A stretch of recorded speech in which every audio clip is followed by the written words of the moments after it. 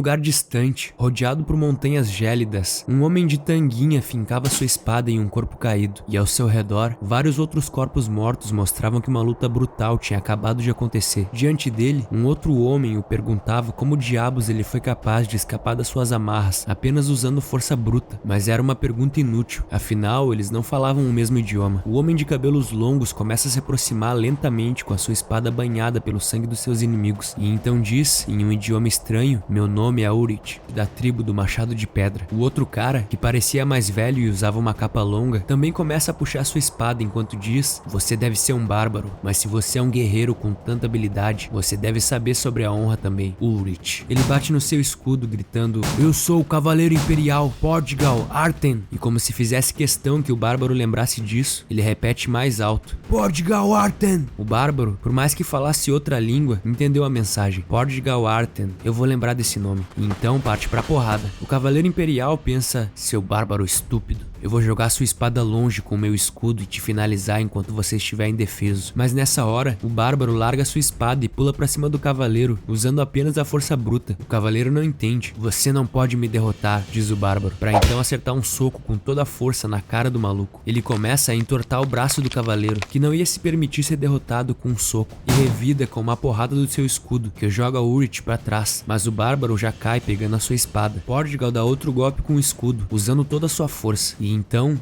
sangue escorre pelo chão. Urit cortou fora a perna do cavaleiro com apenas um golpe. Suas habilidades não eram ruins. Você só enfrentou o oponente errado, disse o bárbaro, enquanto erguia sua espada mais uma vez. Foi só isso. O vento levava para longe a fumaça do acampamento em chamas. Agora que o combate tinha acabado, Urit podia ver a neve de novo. Ele fecha os olhos, sentindo o ar gelado, e então perde as forças, provavelmente por estar muito tempo sem comer nada e sem dormir direito. E aí se deixa cair no chão. "Eu tô tonto", ele diz, com um sorriso no rosto.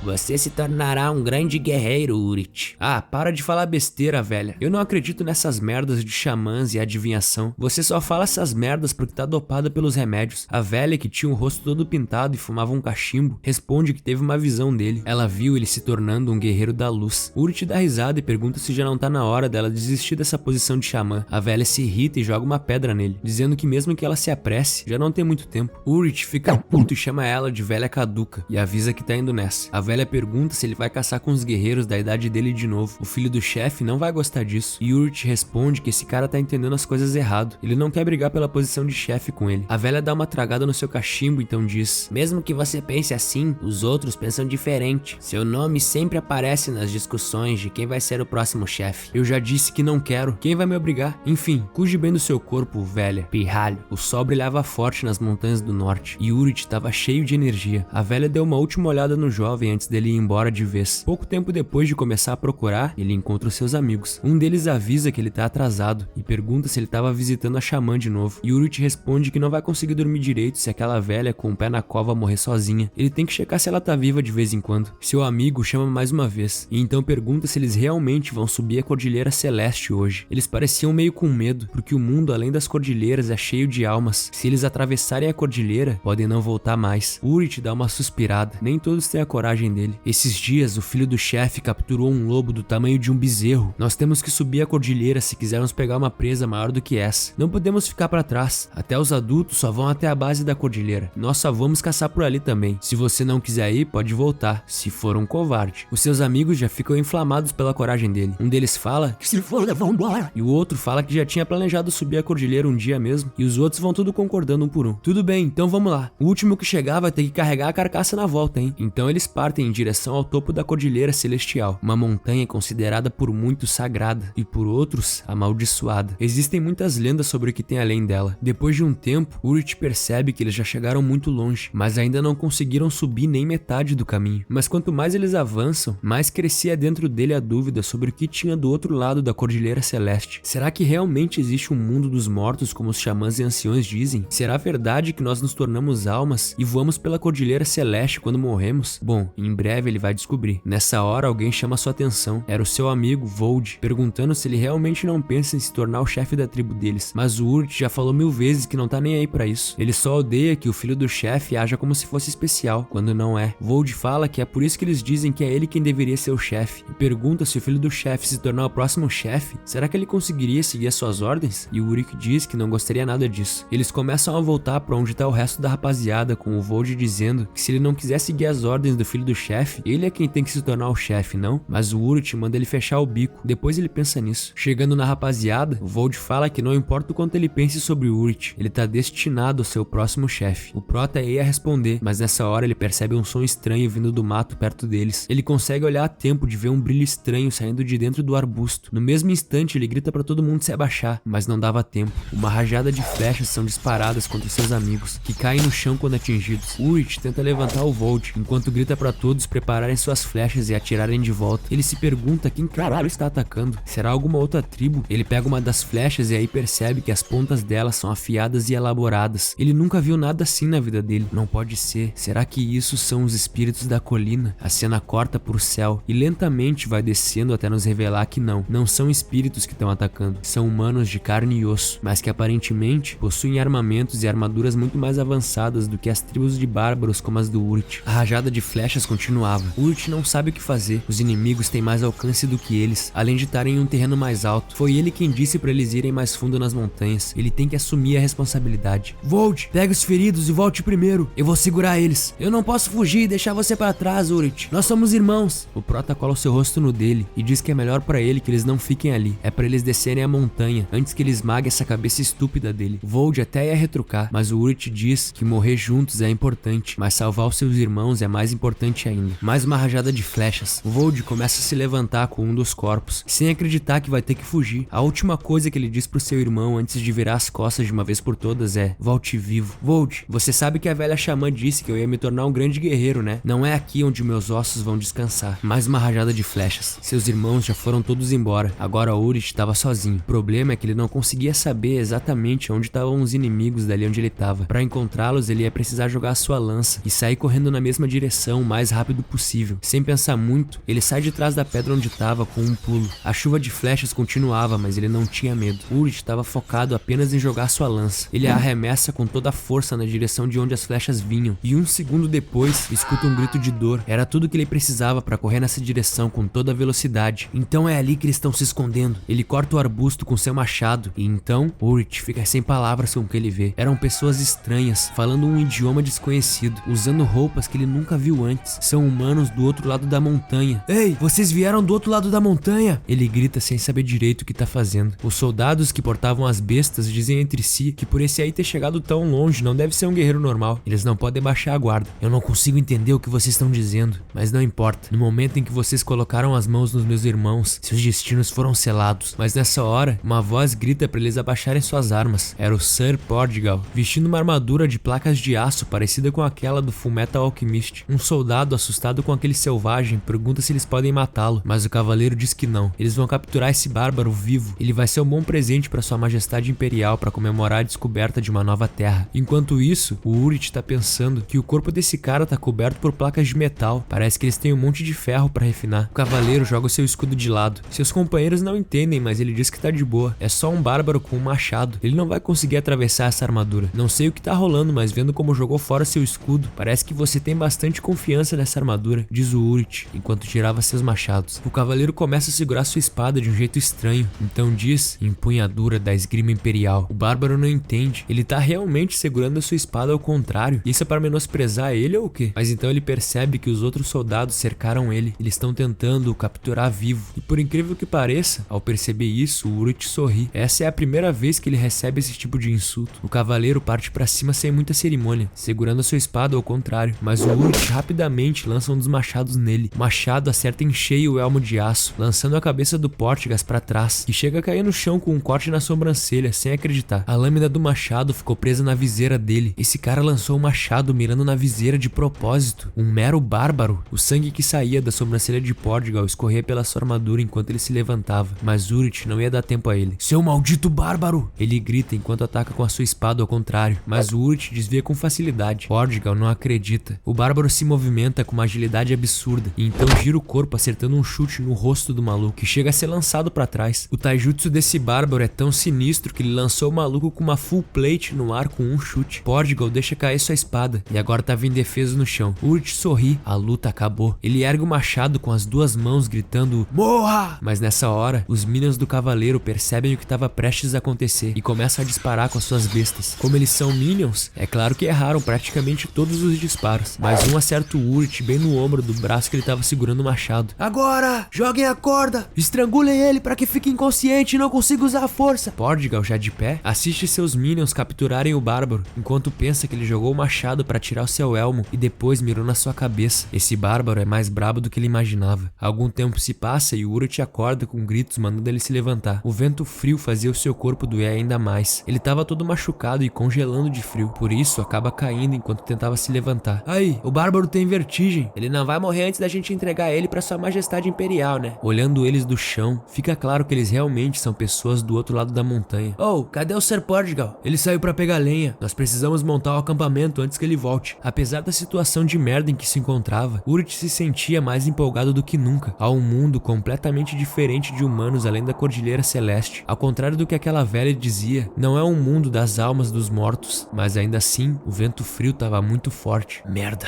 eu vou congelar até morrer." Ele se cobre mais com o pano que largaram em cima dele, porque ficar só de tanguinha na neve é foda, né, rapaziada? Tremendo de frio, ele começa a se lembrar. Esse frio miserável é o motivo da tribo de guerreiros nunca ter conseguido atravessar as montanhas. Os soldados conversavam numa boa ao redor da fogueira, quando começam a ouvir uma risada estranha. De repente, a risada se torna mais alta que o próprio som do vento, e todos param pra olhar. "Que porra tá rolando com esse bárbaro? Por que ele tá rindo que nem um maluco ali?" Então nós vemos que as amarras foram rompidas. Detalhe, dá pra ver que a corda não foi cortada, ela foi arrebentada na força bruta. Todo mundo fica de pé e fecha o butico ao mesmo tempo, até derrubam as bebidas. "Que porra é essa? Isso não é possível, como assim? Eu não acredito nisso, meu Deus do céu, o bárbaro se soltou! Puta que pariu, não é possível! O bárbaro se soltou!" Fiquem à vontade pra se gabarem quando chegarem na vida após a morte, de que a pessoa que matou vocês foi Urit, da tribo do Machado de Pedra.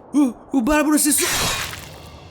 E assim nós voltamos pra cena do início do vídeo. Depois de matar o cavaleiro Portugal, Urit pegou a espada dele e começou a tocar o terror no acampamento dos caras. Pouco tempo depois não tinha ninguém vivo pra contar a história. Assim que a adrenalina do combate baixou, ele passou a ouvir novamente o som do vento e viu algo que prendeu sua atenção: a Cordilheira Celeste. Do outro lado dessa cordilheira é a terra natal dele, o lugar onde ele nasceu e foi criado. Então ele pega um punhado do seu cabelo e corta fora. Finalmente ele iria conhecer o mundo desconhecido, o mundo além da sua tribo, e isso deixava ele extremamente empolgado. E assim, sozinho em meio aos ventos gélidos do norte e sob o céu estrelado, Urit parte em direção ao mundo completamente novo. Esse arrombado! Para aí! Alguém corria desesperado por uma floresta quando tropeça em uma pedra e cai com tudo no chão. Ei, traga uma espada! Vamos cortar os dedos dele primeiro.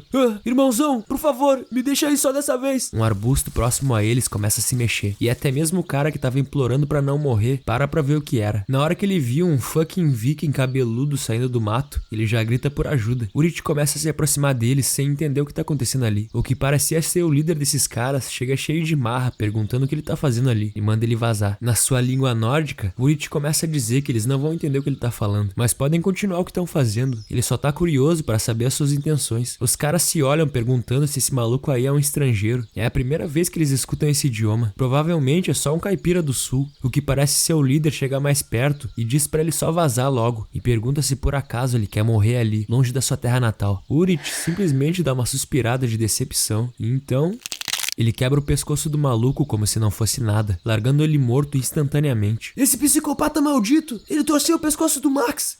Foi vocês que começaram. Os outros dois partem pra cima com seus porretes, mas pro nosso prota isso era brincadeira de criança. Ele torce o pescoço dos dois ao mesmo tempo, sem dificuldade nenhuma, e eles caem mortos na hora. O cara que tava prestes a ser morto antes fica se perguntando que tipo de pessoa é esse cara aí. Quando o Urit se aproxima, ele se borra todo e começa a gritar por socorro, mas o prota começa a desenhar na areia pra tentar se comunicar conversar com ele. Ele diz pro cara levar ele até sua tribo. E bom, pelo visto funcionou. Depois de caminhar algum tempo pelas montanhas num dia ensolarado, eles finalmente conseguem avistar a vila. E Urit fica impressionado. Na verdade não era uma vila, era uma cidade. E pelo que o cara falou, se chama Ankara. Mas o Urit não entende uma palavra disso. Era uma cidadezinha singela no meio de um vale, mas ainda assim era maior do que qualquer vila que Urit já teve. E não só isso, era claramente muito mais evoluída do que as tribos do outro lado da cordilheira. O maluco informa que Ankara é uma cidade que vive à base de uma mina de cobre. Ao chegar no centro da cidade, Urit vê a multidão de gente indo pra lá e pra cá. Era a primeira vez dele numa cidade. Cada pessoa fazia uma coisa diferente e as diversas vozes se misturavam pra criar uma sinfonia que o bárbaro nunca tinha visto antes. Ele até vê alguém falando sobre uma tal Hora do Jabá, dizendo: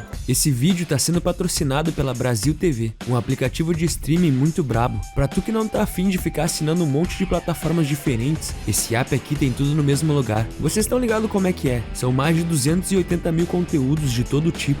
Filmes, animes, documentários e por aí vai. Sem contar os mais de 500 canais de TV. Você pode acessar a Brasil TV pelo computador ou por qualquer dispositivo que tenha o sistema Android, seja na sua Smart TV ou celular. Mas não é só isso, ele também funciona no sistema iOS, ou seja, no iPhone. Exatamente, mano, por essa nem o Steve Jobs esperava. Se você curtiu esse app, o link para download vai estar no comentário fixado, então baixa ele aí e seja feliz. Agora de volta à história.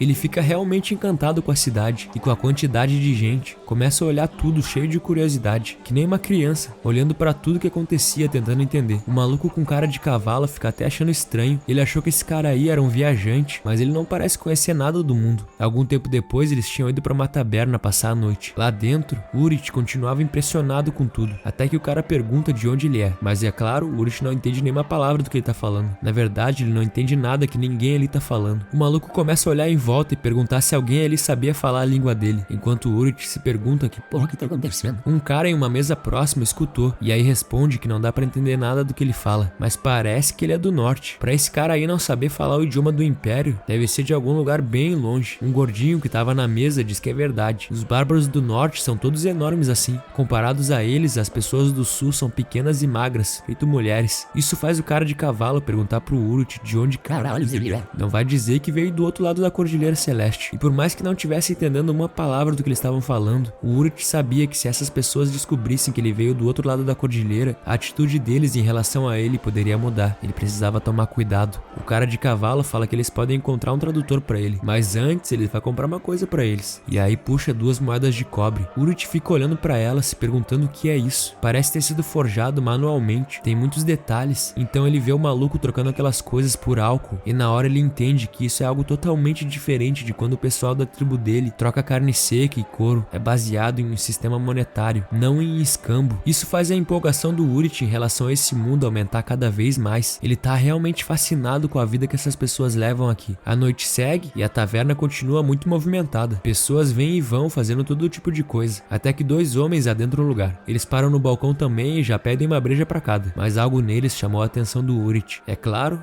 era o machado que eles portavam. As armas daqui são muito melhores do que as que ele usou a vida toda. Significa que a forja de ferro deles é muito mais desenvolvida do que a da tribo dele. O Prota tá até babando vendo os machados dos caras. O cara de cavalo até pergunta o que ele tá fazendo. O Prota se vira pra ele e pergunta o que ele precisa fazer pra conseguir esses machados também. Mas é claro que o cara não entende. O Urit repete, machado, parecendo uma criança que viu um brinquedo incrível. O cara de cavalo vê ele apontando pro machado do maluco ali e entende o que ele tá querendo dizer, enquanto pensa que ele provavelmente é algum criminoso que teve que fugir de casa. E olhando pra ele, provavelmente não tem dinheiro nenhum também. Então ele risca na mesa o desenho de um machado e faz uma seta apontando para as moedas de cobre, de uma maneira que até um cachorro conseguiria entender. Mas o que ele realmente tá pensando é que esse loirinho aí é forte e bom de luta. Se ele usar a cabeça, pode tirar vantagem dele o quanto quiser. Ele começa a mostrar as moedas e fazer uns gestos expansivos com os braços, meio que dando a entender que se ele quisesse um machado ia precisar de várias dessas. E pô, o cara é bom de mímica, porque ele conseguiu fazer o bárbaro entender que ia precisar desse negócio redondo. Aliás, Urit, você não tá afim de ganhar mais dinheiro?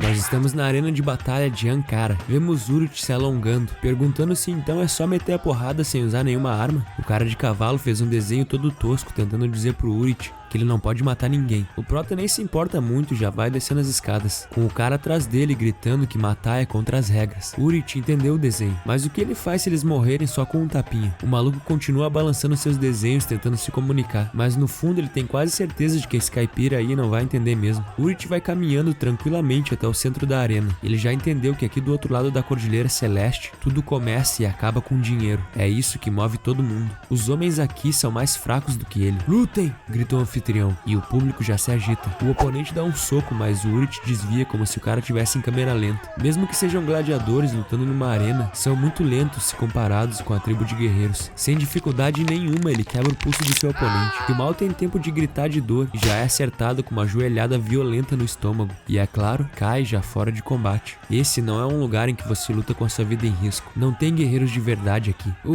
O vencedor, em um só golpe, tenta anunciar o anfitrião em choque, mas o Urit nem presta atenção. A mente dele já foi pro Portugal. Aquele cavaleiro que lutou com ele era um guerreiro de verdade, que estava preparado para morrer. O Urit sorri, porque isso significa que um dia pode ser que ele consiga encontrar um guerreiro de verdade ali. Então a gente tem um time skip de alguns meses, rapaziada. Com a ajuda do cara de cavalo, o Urit alugou um quarto na taverna e passou a lutar na arena com frequência. O sol mal tinha nascido, mas o cara de cavalo já estava acordando ele, dizendo: acorda, meu rei, meu campeão, apressa o passo e acorda, a gente precisa fazer nosso dinheiro. Enquanto o Urit levantava, meio zoado da ressaca, o maluco dizia que nesses meses que passaram ele acabou contraindo várias dívidas na taverna, e enquanto ele não pagar, não vai dar pra eles conseguirem o machado pro Urit. O cara começa a tentar ajudar o Urit a ficar pronto, dizendo pra ele ir mais rápido porque tá todo mundo esperando por eles, mas o Prota só manda o cara calar a boca. Essa merda de voz dele tá dando dor de cabeça, além do que ele não entende nada. Ao sair do quarto, ele dá uma última olhada pra espada que antes era do cavaleiro Portugal, e então fecha a porta. A ressaca tava forte na cabeça dele. Mas que se dane. Bora pra mais um dia na arena. Urit, Urit, Urit, Urit. O público gritava o nome dele. O bárbaro já tinha se tornado o favorito da casa, e por trás dele tinha o cara de cavalo, que só conseguia pensar que a sua máquina de dinheiro era invencível. O anfitrião chama os dois lutadores pra se aproximarem. Urit vai até o centro da arena pensando que esse aí deve ser só mais um fracote. Será que ele acaba com essa merda com um soco na mandíbula? O cara vai pra cima com um direto de direita. O Urit consegue ver o soco com facilidade, mas pra sua surpresa, o soco acerta o seu estômago em cheio. O que foi isso? Ele jurava que tinha desviado. O maluco começa a soltar um meteoro de Pégaso no Urit, que apenas bloqueia os golpes como pode. Será que ele tá ficando enferrujado? Ou é só a ressaca? Nessa hora o maluco para de atacar. O Urit fica parado com uma aura sinistra. É como se toda a atmosfera do lugar tivesse mudado. A expressão dele é de pura raiva. Foda-se essa merda. Ele cansou de se segurar, e vendo a expressão dele, o maluco ali já tranca o furico. Um único soco cruzado bem na mandíbula é o suficiente para nocautear o cara e fazer um dente dele sair voando. Mas não só isso, fez o cara cair morto. Isso mesmo, ele matou o cara com um único soco. O cara de cavalo se aproxima correndo todo nervoso. Ele falou que não era pra ele matar as pessoas. Isso aí pode dar um BO gigantesco pra eles. Mas a princípio tudo que acontece é que o anfitrião expulsa eles da arena pra sempre. Eles nunca mais devem aparecer ali. Bom, então de volta à pousada, o cara de cavalo fala que vai achar outros jeitos deles ganharem dinheiro fácil. É pra ele ficar só de boa hoje. O Urit bate a porta sem falar nada pro cara, deixando ele ali pensando porque ele teve que matar o maluco. Agora eles não podem mais ganhar dinheiro na arena. Será que tá na hora de acabar com os negócios junto desse cara? Algum tempo se passa e do lado de dentro do quarto, Urit tá xingando a si mesmo. Ele não conseguiu controlar sua força num simples golpe. No fim das contas, ele desceu a montanha pra virar isso. Um guerreiro bêbado descontrolado. Ele joga uma cadeira longe e nessa hora vê a espada de Portugal jogada num canto. Ele fica olhando a espada e as memórias da sua luta com o cavaleiro começam a voltar. Portugal e ele lutaram com tudo em jogo na Cordilheira Celeste, enquanto a nevasca o cercava. Não teve desculpas ou justificativas. Foi uma batalha de vida ou morte, onde o sobrevivente era o vencedor. Urit dá uma suspirada e então começa a balançar a espada como se tivesse uma batalha. O motivo dele ter deixado de lado a sua casa e vindo pra cá era para ver as coisas que ele não sabia que existiam. Ele fecha os olhos e fica em silêncio por um tempo. Os dias que ele passou em Ankara realmente pareceram como os últimos momentos de descanso, mas um guerreiro deve descansar depois de morrer, não enquanto estiver vivo. Alguns dias depois, Urit e o cara de cavalo caminhavam pelas ruas de Ankara. O maluco dizia pro Prota que dessa vez ele vai lutar contra um dos grandes. Ele precisa precisa se dar bem nessa. Urit já tinha conseguido se acostumar com esse lugar e até agradece o cara por ajudá-lo. Um pouco depois eles chegam no lugar onde a luta vai acontecer e para surpresa dele, era na arena. Ele achava que nunca mais ia entrar ali por ter matado alguém da última vez. Assim que entra no lugar, ele percebe que não tem plateia nenhuma. Ele vê apenas o anfitrião conversando com um cara mais velho e um outro homem bem mais novo que o encarava e fez um cumprimento com a cabeça. Urit saca na hora e já começa a puxar sua espada. O jovem que o encarava se vira pro cara mais velho e diz que ele parece ser bom, e o velho diz que realmente dá pra ver que esse cara aí vale a pena. O cara de cavalo fica todo animado ao ouvir isso e já diz que não tem motivo pra eles cochicharem, ele não entende a língua deles. O cara mais velho e gordinho diz que vai levar isso em conta quando for calcular o valor dele, mas o cara de cavalo diz que isso é meio desnecessário e diz pro gordinho que ele tem que ver as habilidades de luta dele. Então Urit vai pro centro da arena com o seu oponente e é dado a ele uma espada de madeira. O seu oponente diz que ele deve ser um gladiador escravo novato. Ele vai dar umas aulas pra ele então, enquanto Urit fica olhando a espada de madeira. Pelo que parece, eles querem testar ele. O cara de cavalo tá com um sorriso, pensando que o Urit tem que descer a porrada nesse cara aí pra que ele ganhe uma boa grana. E nessa hora o cara vem pra cima. Urit se esquiva sem dificuldades do golpe do cara. É um golpe bom, mas é lento demais. Ele consegue tirar a espada da mão do cara, que passa lotado e fica de joelhos no chão, se perguntando que porra me aconteceu. O prota joga a espada de volta pro cara, que já ia xingar ele quando de repente ele joga sua espada de madeira longe. Então faz um sinal com a mão chamando o cara e diz: vem tranquilo. O maluco vai pra cima enfurecido, mas é claro, passa lotado de novo. E o Urit pega a espada dele. Ele joga a espada do cara longe e diz que gostaria que eles parassem com essa brincadeira de criança. Desde os 5 anos de idade que ele segura uma arma afiada, mas pro pessoal que tava assistindo isso já era o suficiente. O gordinho parecia bem animado com o que viu. Então ele chega até o cara de cavalo e eles começam a negociar. Ele oferece 5 milhões de sil, que é a moeda deles, mas o maluco diz que 15 milhões eles têm um negócio. Por acaso ele viu o que acabou de acontecer? Enquanto eles negociavam, Urit percebia que tinha algo estranho. Ele começa a prestar muita atenção na conversa dos dois ali. Tem algo errado. Ele vê os dois guerreiros armados. O cara de cavalo chama por ele e mostra a bolsa cheia de moedas de ouro. Ele diz que agora ele tá rico. E nessa hora, Urit entende tudo. Ele puxa a espada do cara do seu lado e sai correndo em direção ao cara de cavalo. E então...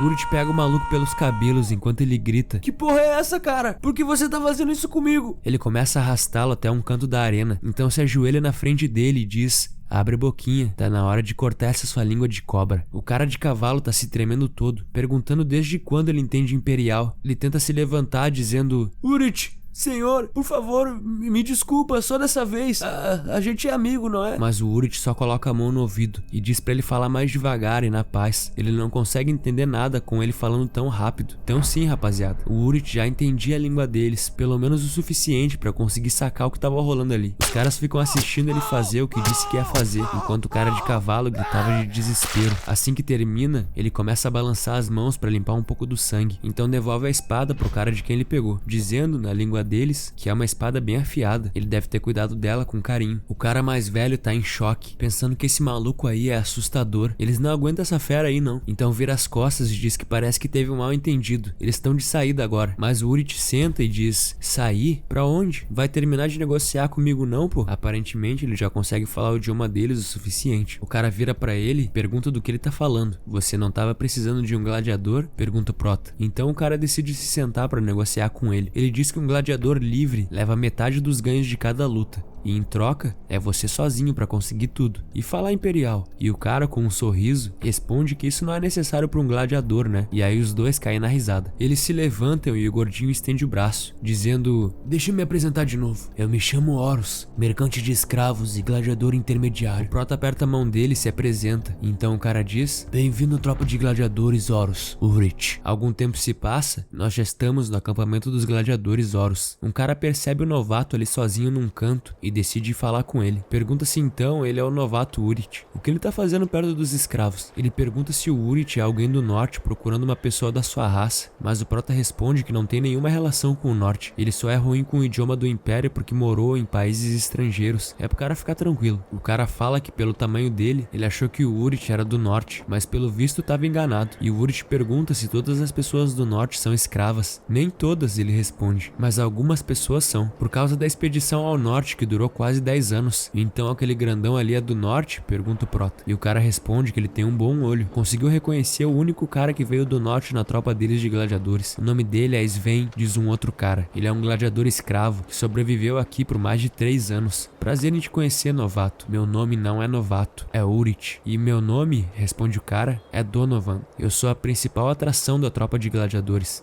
Isso é bom pra você então, né? Urit responde, já saindo de perto desses caras. Mas o Donovan logo diz que ele é um bárbaro, não é? Ele consegue sentir o cheiro. Isso faz o Urit parar. Que cheiro? O cheiro de uma besta tentando ser humana. Urit ri e fala, uau, você é muito bom com cheiros. Se o seu nariz é assim tão bom, isso te faz uma puta. Donovan ignora a provocação e conta que quando saiu pra subjugação dos bárbaros, encontrou vários igual ele. As tribos não civilizadas não conseguem tirar esse fedor de besta. Urit pergunta, que? Você tá fazendo uma apresentação de si mesmo? E aí começa a imitar tudo que o cara falou com uma voz zoada, como se ele fosse um retardado. Então se curva e diz, agora é a hora de eu me apresentar. Pela minha experiência como Urit, o bárbaro, vocês insultam demais os outros. Então eu comecei a refletir sobre o motivo disso e descobri que é porque vocês não têm medo de que a língua de vocês seja arrancada. Mesmo que você fale um monte de merda, suas cabeças ainda continuam presas em seus pescoços. E já que as suas línguas ainda estão perfeitamente presas nas suas bocas, vocês podem continuar falando merda sem parar. Parem! Vocês não podem morrer antes de pagarem suas dívidas. Abaixem as espadas, ou eu vou fazer o perdedor se tornar escravo do vencedor. Você teve sorte, bárbaro. Quem será que teve sorte de verdade? Então, rapaziada, a cena corta pra uma arena de batalha, bem maior do que aquela que a gente viu antes. E com o Urit dizendo, que? Eu tô lutando com a minha vida em risco, mas você vai me pagar só 800 mil sil. Isso é muito pouco. E o Horus responde que se todo mundo ganhasse dinheiro só por colocar a vida em risco, até os cachorros e vacas ficariam ricos. E aí sai dando risada da própria piada, enquanto o Urit fica ali indignado. Ele escuta uma voz dizendo, meu jovem, seria melhor se você colocasse uma armadura e um capacete. Quem falou era o Sven, o gladiador bárbaro do norte. Você é o meu parceiro dessa vez, certo, velhote? Esse tipo de coisa só vai fazer o seu corpo ficar mais pesado. Sven diz que ele tá portando uma espada boa e pergunta como ele conseguiu uma feita de aço imperial. Aço imperial? Ele conta que é um tipo de ferro que a família imperial tem monopólio. É excepcionalmente mais forte que o ferro comum, então as pessoas chamam de aço. Essas armas são propriedades exclusivas dos cavaleiros imperiais, então é bem difícil conseguir até ver uma. Será que Portugal era um cavaleiro imperial? Nessa hora, o Donovan aparece dizendo que um qualquer igual ele não teria uma arma feita de aço imperial, nem fudendo. Ele provavelmente foi enganado por alguém. Mas antes que o Urit pudesse responder, o som de uma multidão começa a ser ouvido. A arena estava lotada. Horus vai até eles e diz que chega de conversa. É hora de ir lá lutar e ganhar dinheiro, como um gladiador precisa fazer. O portão da arena começa a ser aberto e os gritos do público ficavam cada vez mais altos. Sven pergunta pro Urit de onde ele é. Não parece que ele nasceu e cresceu no Império. Se eu te dissesse de onde eu sou, você ficaria tão chocado que desmaiaria. A primeira luta do Urit como gladiador estava prestes a começar. E assim o vídeo de hoje vai terminando. Se inscreve no canal para receber a continuação se você gostou e deixa um like no vídeo. Tamo junto e até o próximo. Fui!